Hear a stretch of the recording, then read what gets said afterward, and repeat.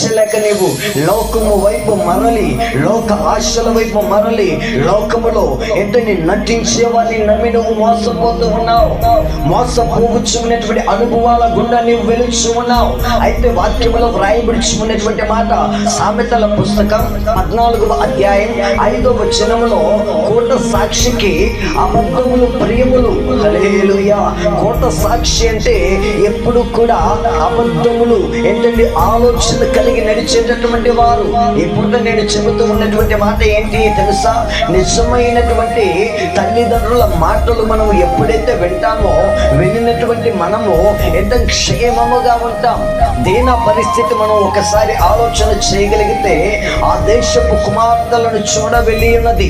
నేనంటాను, తండ్రి మాటను ఏంటండి మనస్సులో పెట్టుకోక ఆ దేశాన్ని చూడగోరినటువంటి ఆ దీన జీవితంలో ఏంటండి దుఃఖమే, ఆ దీన జీవితంలో నిందలే, ఆ దీన జీవితంలో అవమానాలే.